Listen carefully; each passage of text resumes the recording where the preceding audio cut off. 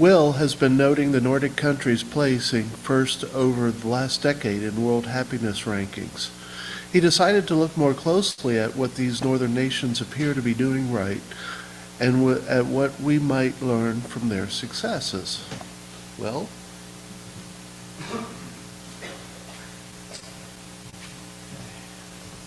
Thanks, John. I was asked if I have any Nordic ancestry, and the answer is no, but for the past several years I have done a polar bear plunge. So maybe in spirit there is. Well, one thing leads to another, and so it was from hearing about the Nordic model and the Nordic miracle, and from seeing Finland at the top of the world happiness rankings for 6 years running, that got me wondering what these 5 countries seem to be doing right. Finland doesn't stand out by itself in these happiness ratings. Denmark has also been listed as happiest in recent years, and Norway, Sweden, and Iceland also come in near the top. Gary has put this up, and you can see there's 3 Baltic countries represented too, but we're just talking about the Nordic portion. And if these reports of happiness from individuals living in a cold and snowy region without that many natural resources seem surprising, well, they do for some Nordics too, who don't see themselves as the most outgoingly cheerful people on the planet. They can come across as reserved and may lean toward melancholy. Is it the climate? There may be, in fact, no contradiction here, because the World Happiness Report aims to measure satisfaction with life and well-being, not smiles and joviality. In more detail, Finland achieved a 7.8 on the scale of 1 to 10, which might strike us as still leaving room for improvement, but on the other hand, it might be natural for people to be cautious in telling surveyors how happy they are. For comparison, the United States measured 6.8, 15th out of 149 countries. No doubt about it, the Nordic region has for about the past 20 years received enviable praise. You might remember that during a 2016 presidential debate, Senator Sanders held up the Nordic model as a model for us too. Former Secretary of State Clinton didn't quite go along, though, saying basically that she preferred the U.S. system based on more economic freedom. With all this positive attention, it was probably inevitable that a reaction would set in, so we saw darker side examinations of Nordic life, and a satirical book in 2016, The Almost Nearly Perfect People, by Michael Booth. And sure, it's possible that Nordic societies were viewed through a rosy tint. After all, no country is perfect, and the Nordic countries do have their problems. But at least we can probably be confident that Nordics weren't bragging on themselves, self-celebrating being another thing they're not noted for. I wonder about Garrison Keillor imagining the ethnic Swedes and Norwegians of Minnesota boasting about above-average children. They'd been Americanized, I suppose. On the whole, people in Nordic countries report having greater well-being than in any other region of the world. Why? Causes are hard to pinpoint, but researchers do find plenty of correlations between national well-being scores and conditions that can be traced to government policies. Conditions such as social trust, trust in government, economic mobility, and low crime, homelessness, and corruption. Or is it rather that these conditions existed inherently in these countries, and the conditions made them fertile grounds for policies that are widely viewed as advancing income equality, as well as other equalities in capitalist economies? In the US, this second explanation is often used to argue that we could not copy what the Nordics have. They are tiny in population and area compared to us. They have long cultural traditions of hard work and social responsibility. They are ethnically homogeneous while we are diverse. They are of a more collective mindset. Weaknesses in each of these arguments have been pointed out. But the primary objection from this country, though not always spoken, is the charge of socialism. Although that word may be a little less taboo today, than a couple decades ago, it's still not safe to mention it in politics. The tax revenue that Nordic economies generate is widely redistributed so that the whole society benefits. This also occurs in this country with redistribution for infrastructure like highways and airports, public schools, poverty and housing programs, subsidies for agriculture and industry, and many tax breaks for individuals and businesses. Isn't that socialism of a certain type?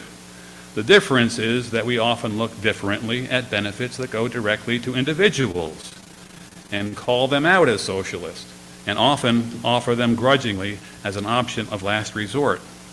What it took me a while to understand is that the Nordics consider direct support of individuals as an investment that actually pays off economically. Commenting on the high cost of unemployment and job retraining programs in Sweden, one official noted how much more expensive poverty is. In truth, even Nordic spokespeople like to deny that their countries are socialist. That is because they want to emphasize their strong free market economies, which are among the most competitive in the world. In these countries, however, public and government ownership of enterprises is far greater than in the US. Labor activism has a long history. Unions are still powerful, as Elon Musk is finding out now with actions against Tesla. And there is less separation between all things that have been associated with socialism. Perhaps the best summary is that Nordic countries are hybrids of capitalism and socialism. I like how the sociologist and activist George Lakey handled this dispute in his book, Viking Economics. Nordic nations have market economies, but not market societies. They don't expect the invisible hand of capitalism to direct the flow of wealth and its advantages evenly in a way that would correct for the accidents of family background, history, geography, class, and ethnicity. If you'd like to read an engaging book that features both personal experience and research in comparing the Nordic model to the US, I recommend The Nordic Theory of Everything by Anu Partanen, published in 2016. This Finnish-American journalist attended a conference in New York City in 2008 where she met the writer Trevor Corson. They fell in love and married, deciding for practical reasons to live in the US rather than in Finland. To say that Anu experienced culture shock as she tried to settle into life in New York would be an understatement. Daily life seemed full of perils that she simply hadn't had to face in Finland. There, she had, of course, high-quality health care, free or at a very low cost, regardless of employment status. She knew she wouldn't become destitute if she should lose her job thanks to unemployment assistance and retraining programs. She could recharge with 5 weeks of paid vacation in summer. Contemplating starting a family, she could be assured of great maternity care and excellent low-cost daycare after 10 months of paid leave. Later, she could rely on a public school system, uniformly excellent no matter where in Finland she chose to live. And still later, there would be tuition-free college and graduate school. Filling out her yearly tax form was a 15-minute affair without fear of transgressing the law and being hauled in by the IRS. Though she was initially thrilled to be realizing a dream, that of living in the US, this accomplished young woman struggled emotionally, having actual panic, thinking of the new risks in her environment. For example, if she and her husband should start a family, would she ever measure up to the ideal of the supermom, the striving executive who pumped breast milk during conference calls, as Facebook exec Sheryl Sandberg related in her book, Lean In, that book title again. Anu accused herself of lack of toughness, wondering if maybe it was true what Americans say about Nordics. They're pampered by their governments and can't stand up to adversity. The low self-esteem that Partanen says is typical of Finns was amplified by the demands of the high pressure and insecurity of her new American life. Gradually, she realized that the fault didn't lie with her. Her new American friends were under similar pressures, though they had partly adapted to a crazy, frenetic system while incurring large health care costs, paying exorbitant amounts for daycare, competing to send their kids to the best expensive schools, and usually finding work-life balance impossible to achieve. Partanen has always admired the United States. She and her generation have been in awe of it, in fact. She still sees in the country qualities she wishes Finland could have more of: more diversity, openness, cultural creativity, optimism, capacity for leadership, and drive to innovate. These feelings must have been what led her to become a citizen in 2013. She made an effort to see the many faces of the U.S., even attending a rodeo in Wyoming. So it is in sadness that she gives her view of how we have failed to update our society to meet the needs of the 21st century. Broadly, her critique is that our way of providing for citizens is geared to an earlier time, when the family, community, friends, church, and charity were expected to serve as individuals' safety nets. She recalls, after arriving in the U.S., hearing the terms welfare state and big government, and didn't understand the meaning of either, or why they were so negative. The closest word to welfare state in Finnish is a very long word translating as well-being state. That's precisely how Nordics like her see the purpose of their governments, to promote the well-being of all. As for big government, she believes that Nordic people demand efficient, smart government and are as against bloated and wasteful government as Americans say they are. Now, the theory in the Nordic theory of everything is interesting, and see what you think of it. She often refers to an idea called the Nordic theory of love. This attitude or belief has been in the Nordic ethos for many decades, and she defines it as a belief that, quote, authentic love and friendship are possible only between individuals who are independent and equal, end quote. Dependency in relationships is likely to impede the fullest expression of love. An example is a situation common in the U.S. in which one spouse's employment provides health care benefits for both spouses. The first spouse might then not feel able to change jobs or start a business if doing so would mean the couple would have lower quality or no health benefits. This could introduce regret into the relationship by way of unrealized aspirations. In Nordic countries, the problem doesn't exist because each spouse is fully covered. Another example is elder care, which is provided to all through tax contributions in Nordic countries. While it's noble for family members in the U.S. to use their own savings to purchase care or leave their jobs to provide it themselves, the relationship of dependency doesn't allow for the fullest expression of love in the Nordic view. I feel that in the U.S. we have a different theory of love, one that's often built on sacrifice. In my own life, I think of my father, who moonlighted at a different job throughout my high school years in order that his 3 sons could go to whatever college they wanted. Looking back, I would much rather have had him around more than to be free not to consider the price tag on my choice of university. What if college had been tuition free? Free college feels like a pipe dream for our country, although we did have widespread tuition-free college until the 1960s. But it has a powerful effect in Nordic countries, of course, making it accessible to students regardless of family income, but also freeing parents to enjoy fully their family life and to develop their own interests. Another good effect is that students aren't reliant on their parents for their expenses after age 18, so they become dependent more quickly. The government helps out with living expenses through grants and low-interest loans. When I mentioned to an acquaintance the free or low-cost services Nordic people can access, he shook his head and said, "Those aren't free." That wouldn't be particularly informative to a Nordic. They know that to get a lot, you need to pay a lot. So, although Americans often exaggerate the tax costs of the well-being state, Danes, Finns, and the rest do pay more than we do. The highest tax rate in each Nordic country is in the same neighborhood as here in the U.S., but it kicks in much sooner at around $80,000 for an individual. This tax structure demonstrates that Nordic-style benefits can't be paid for solely through high taxes on the very wealthy. There needs to be a broad base. At a lower income level, Enu Partanen, earning $65,000 the last year she worked in Finland, paid 30% of her income in federal and municipal taxes. That amount doesn't include sales tax, that is much higher than we pay here. She didn't have an expense for health care, though, except for small co-pays.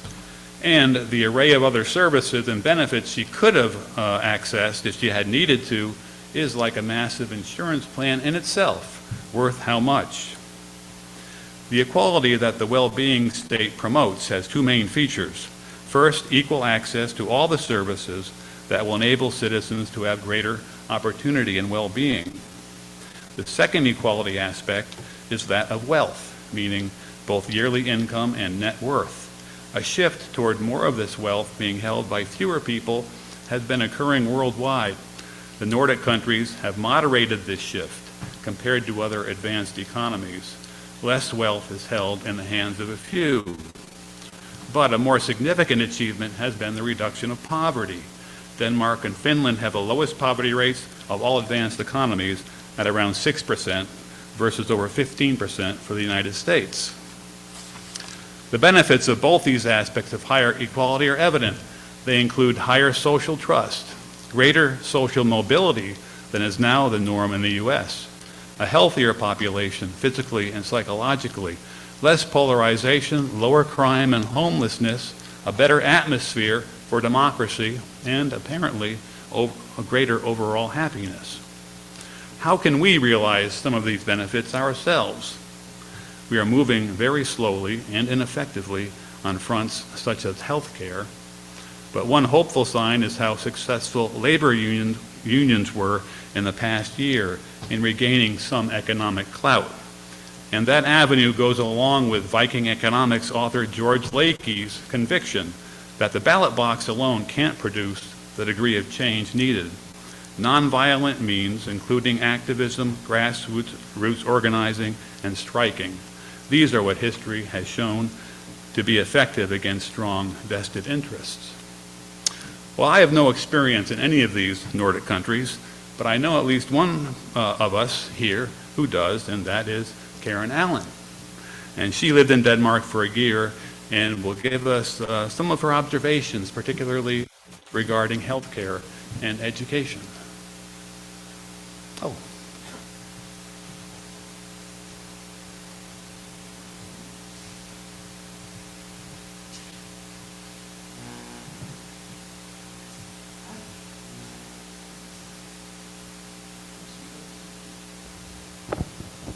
I got an up-close and personal view of the healthcare system in Denmark.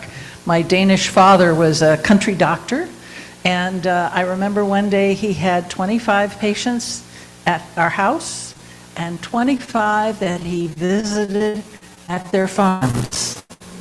It was pretty amazing. So but he didn't have to do that. He wasn't required to do that. Things were on the edge of getting a second doctor in the area. One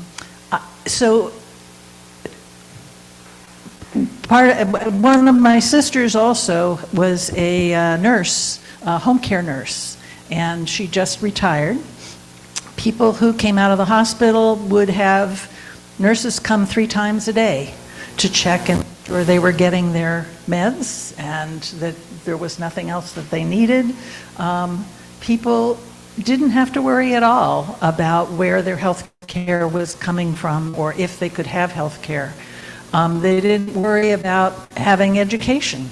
Their kids could go to college and get money for room and board from the government.